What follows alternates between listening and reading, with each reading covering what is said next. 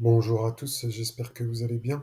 Alors aujourd'hui, je souhaite vous présenter un indicateur qui s'appelle le logarithmique régression, qui permet de déterminer les pics et les bottoms de cycle sur le Bitcoin de façon mathématique, on va dire, au niveau des probabilités.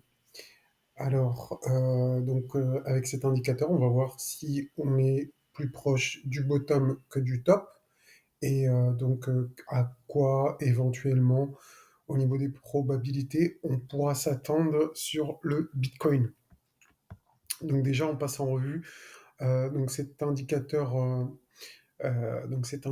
Donc on peut voir qu'au mois de juin 2011, on avait eu déjà la première fois un pic.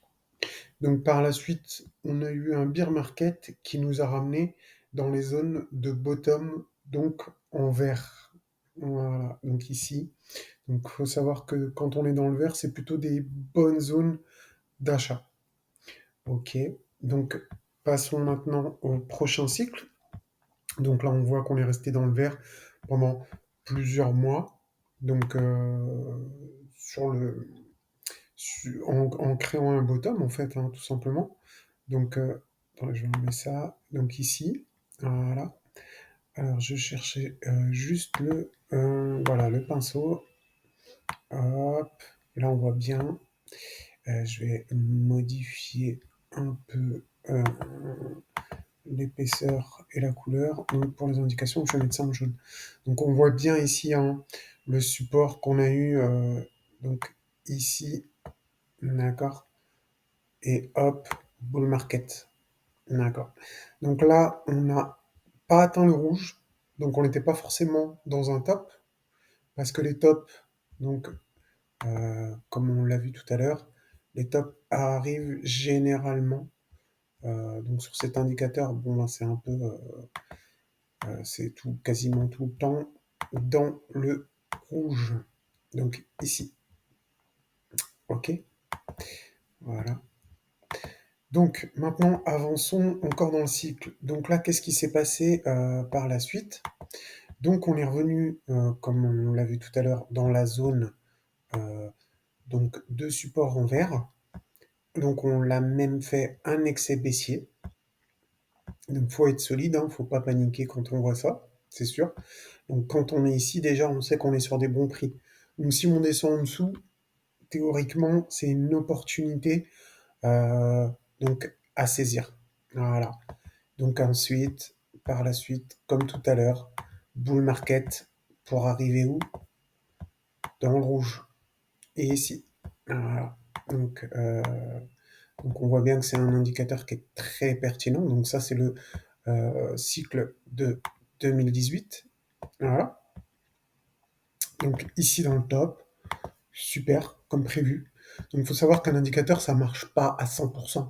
Peut-être que dans le cycle où on est actuellement, ça fonctionnera pas. Mais statiquement, donc au niveau des probabilités, c'est quand même mieux d'être dans le sens de l'indicateur que contre l'indicateur.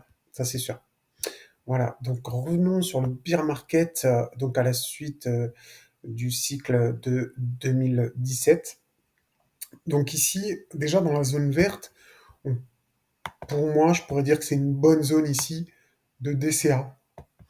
Et comme à tous les cycles, eh bien, on a eu quoi? Ici, encore une fois, donc un bottom sur le bas de la ligne de régression. Ok. Et donc sur ce cycle, tout simplement, si on utilisait cet indicateur, eh ben, on avait un signe de top de marché et même de double top. Parce qu'on a eu deux fois, on a touché donc la zone euh, donc de top. Donc maintenant, ce qu'on peut voir, maintenant on est arrivé donc à la fin, on est arrivé à l'ère contemporaine entre guillemets, donc là où on est aujourd'hui. Donc on voit bien qu'on est dans la zone morte entre guillemets, enfin dans la zone neutre ici là, d'accord. Donc dans cette zone, malheureusement, Ce qu'on peut voir dans le passé, c'est que c'est pas une zone d'achat. Non, non, non, non, non, non, non, c'est pas du tout une zone d'achat, hein. Revenons là. Donc ici, qu'est-ce qu'on voit? Eh ben, on travaille dans la zone là et on la casse par la suite. Ici, donc ici, on a eu une fois un rebond. Donc c'est vrai qu'il faut l'admettre, mais bien sur la ligne bleue, hein. Mais en général, si on compte le nombre de fois, ici on casse. Donc là, on n'a pas fini le cycle. Donc on descend. Tac, tac, tac. Ici, on casse directement. Pas de rebond. Donc bear market, on continue. Tac, tac, tac. Ici, donc on partait pour toucher le bull run. Quand on est dans ce sens-là, en général, ça tient. Mais quand on est dans le sens de la baisse, en général, ça casse. C'est ce qu'on peut remarquer, hein. Donc là, c'est comme si on était ici, hein. Donc on est plus au départ du bear market qu'au, qu'à la fin du bear market, quoi. La fin du bear market, elle est plutôt dans ces zones-là, hein. Donc bien sûr, vous l'aurez compris, si on se fie à cet indicateur, ce qui nous attend éventuellement, c'est quelque chose comme ça, donc pour toucher le bas de la ligne de régression et ensuite partir donc sur un nouveau cycle. Donc voilà. Ce qu'on va faire une dernière chose, c'est on va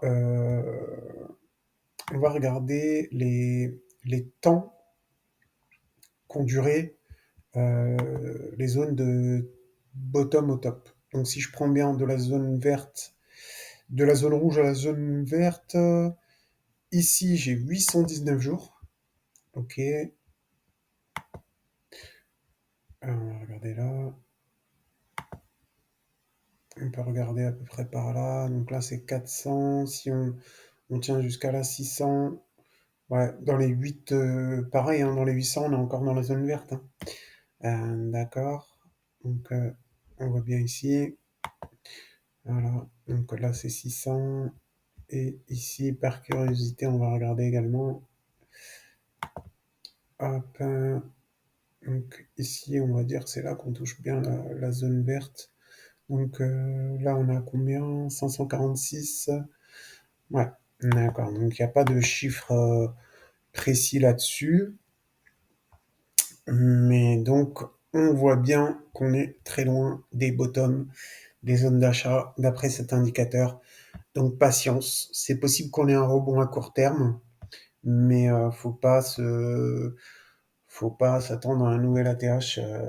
Donc, d'après cet indicateur qui est plutôt pertinent, je pense que c'est tout à fait probable, hein, le scénario de cet indicateur. Donc, il faudra être patient. Pour moi, la période actuelle, c'est plus du trading qu'autre chose. Je suis pas en mode investissement, je suis plutôt en mode trading, à essayer d'acheter, prendre quelques pourcents, revendre et dormir tranquille et pas subir un bear market. Parce que moi, j'ai pas envie de subir ça, hein. C'est mort. J'ai pas envie de subir ça, hein. Si vous voulez, on va faire la barre pattern ensemble. Euh, Hop, on va essayer de simuler donc ce qui est arrivé au dernier beer. Regardez si c'est un, un délire comme ça qui nous attend. Voilà quoi. Ça, c'est tout à fait possible, hein. Si on prolonge, c'est tout à fait possible qu'on reste dans un bear market. Bon, bah, plus ou moins long. Après, le timing, c'est très difficile à déterminer, hein. Ça peut être quelque chose comme ça.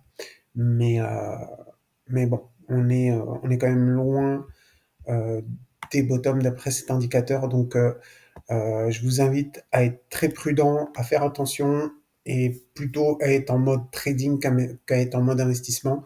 Donc, prendre des petits pourcentages, 20, 30, 40, 50%, 60, voire plus, hein, ça dépend des configurations qui se présentent à vous. Mais voilà, il faudra faire très, très, très, très, très attention. Voilà. Bon, bah, sur ce, je vous souhaite une bonne journée. Si vous aimez mes vidéos, bah, abonnez-vous, mettez des likes, ça fait toujours plaisir. Et donc, à bientôt. Ciao, ciao.